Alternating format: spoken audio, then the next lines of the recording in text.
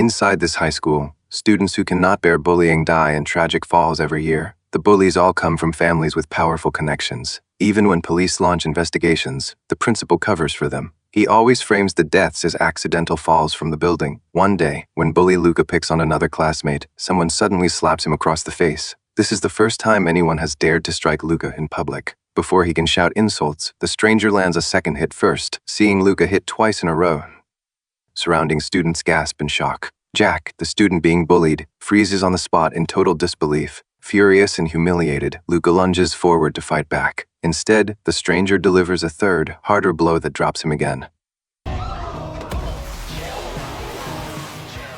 Just then, Owen steps forward from the sidelines. When he sees his friend beaten, he demands to know who the attacker is. When he learns the man is David, a new teacher starting that day, Owen pulls his usual trick. He orders other students to record the scene with their phones. A video of a teacher hitting a student would ruin David's reputation for good online. With Owen backing him up, Luca grows arrogant again. He taunts David, daring him to keep hitting. David glances at the glowing phone screens all around him. He seems to back down and bends down to help Luca up. But little did anyone expect that David would raise his arm again.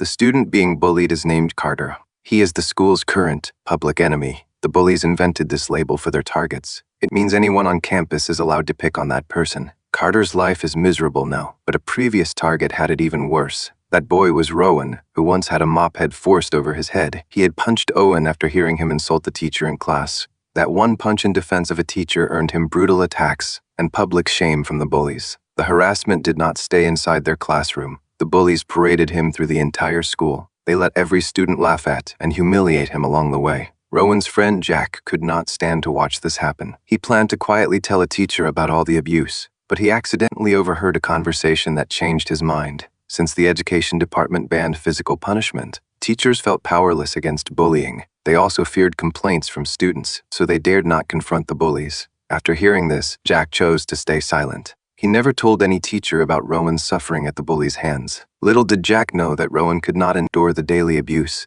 The boy died in a tragic fall from the school building not long after. Before Jack could even process his friend's death, the public enemy label fell onto him. Desperate, Jack climbed up to the rooftop himself. He considered taking his own life just like Rowan had done. In the end, though, he did not have the courage to step off the edge. No sooner had he returned to the classroom hallway than Luca stopped him. Luca started his usual daily bullying routine against Jack. He kept goading Jack into hitting him back to justify his own violence. But Jack never dared to fight back. He knew he would only get beaten much worse if he did. Right when Jack feels completely hopeless, new teacher David steps in to help him. Just as the situation threatens to spiral out of control, the principal and dean arrive at last. They do not scold the bullies for tormenting Jack. Instead, their first question is about who David is. Under the principal's suspicious gaze, David pulls out his ID badge from around his neck. The principal has never heard of the Bureau of Educational Rights Protection. He looks at the badge with clear doubt and confusion. David explains that it is a newly formed government agency. It was built to inspect and investigate terrible schools where bullying kills students and leaders cover up the truth. The principal immediately denies any such incidents have happened at his school. He also accuses David of physically attacking a student without cause. But David tells them firmly that Bureau staff face no standard restrictions. In short, they can use any means necessary to deal with school bullies. After that, the principal leads David to his office. Once he verifies David's identity via official documents, he has to admit the hidden truth. Owen is the leader of all the bullies in this school. His father is a sitting congressman named Theo. Theo is also a top candidate for the next presidency. The principal is plainly afraid of crossing a powerful politician's son like Owen. When David learns Owen's background, he only smiles with contempt. Owen's status means nothing to him, and he plans to punish the bullies with firm measures. Soon after, David takes over teaching duties in Owen's own classroom. Before starting the official lesson, he calls the roll for the class. The moment he speaks Rowan's name, the room falls into an eerie silence. David asks the class how Rowan lost his life. Most students stay silent at his question. Only Charles speaks up, mocking Rowan as a coward for taking his own life. 멍청해가지고 모의고사 보기 싫어서 팍!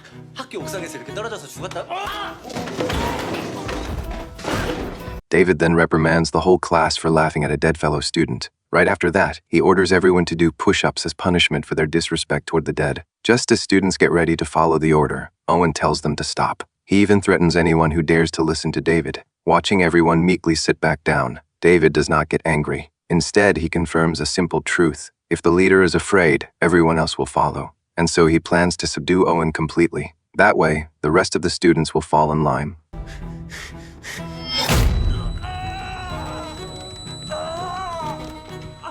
When David repeats the order for push-ups, no one dares to argue this time. Even the arrogant Owen gets down on the floor and obeys. When lunchtime arrives, all the students line up for food in the cafeteria. As usual, Owen tries to cut straight to the front of the line. What he does not know is that David also works a shift there. His main goal there is to enforce the cafeteria's rules properly. He tells Owen to go to the back of the line right away. He also warns Owen not to expect any special privileges at school, or he will get no lunch. Once again, Owen leans on his father's status as a congressman. He boasts that he will get David fired from the school by the next day. Shortly after that, Owen defiantly dumped his food into the trash can. He did this to prove he would not submit to David's discipline. Little did he know, David stepped in to teach him a lesson once again. He pressed a mop head onto Owen's head as punishment. Watching Owen's humiliating defeat, the other students start to laugh. Some even pull out their phones to record the whole scene. Everyone thinks Owen will calm down after this lesson. Instead, he beats Jack again later that day. He also ignores teacher orders as usual, skips cleaning duty, and leaves school early. What Owen never sees coming is a home visit from David that same day. David comes to confront him about leaving early to skip mandatory cleaning duty.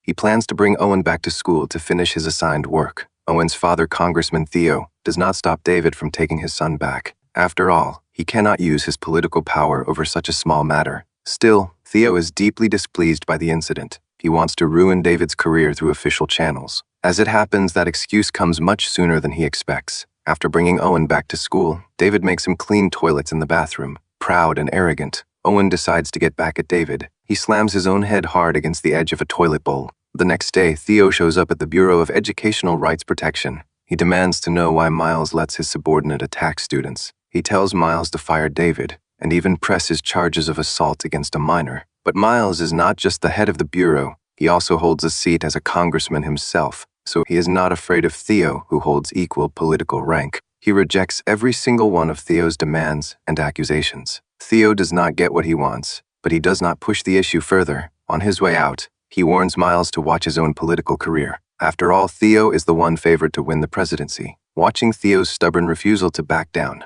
Miles's expression grows serious and heavy. Not long after, Theo holds a book signing for his autobiography. He hopes the event will win him more public support and voters. A crowd of reporters wait there to interview the popular candidate. Suddenly, every person there receives the same text message on their phones. The messages contain reports of Theo taking bribes and sexual misconduct. Reporters swarm Theo instantly, all demanding to know if the claims are true. Panicked, Theo tells his staff to hold the reporters back. He slips alone into an empty conference room to hide. When he steps inside, though, he finds Miles waiting for him. In that moment, Theo realizes Miles leaked the information to the press. Miles does not deny it. He has been collecting evidence for 2 years to take Theo down. A desperate Theo demands to know why Miles is targeting him specifically. Miles explains he is not after Theo personally. His target is Theo's lawless son, who runs wild at school. Only if Theo falls from power will his son lose his protective status. Soon after, the scandal-plagued congressman faces official investigation. Owen loses all the unearned privilege that has set him above others. Before long, the bullying boomerangs straight back to Owen. Watching Owen become the school's new public enemy, Jack feels no joy. He only feels sadness and deep regret. For the first time, he realizes his own silence has hurt Rowan too. Giving in to cruelty makes him part of the problem. Crying, he tells David all the guilt he has carried inside. David comforts him, saying he is not to blame. The fault lies with the bullies and with all the adults who do nothing. Just then, loud commotion breaks out inside the school building.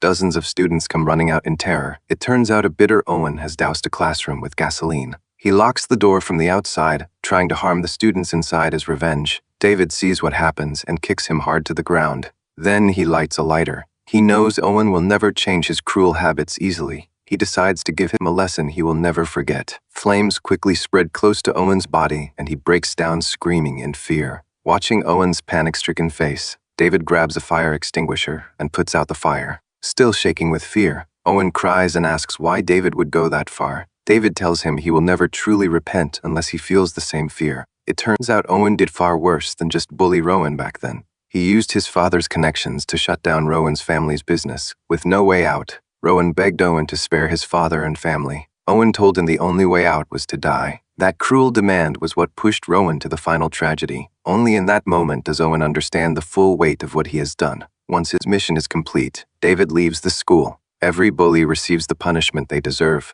The complacent do-nothing school leaders also face official investigation. Peace finally returns to the campus. On the Bureau's official website, all acts of school violence are listed publicly. Anyone can look up the records of offenders. These records stay permanently on file and cannot be removed. The only exception is a formal forgiveness from the victim.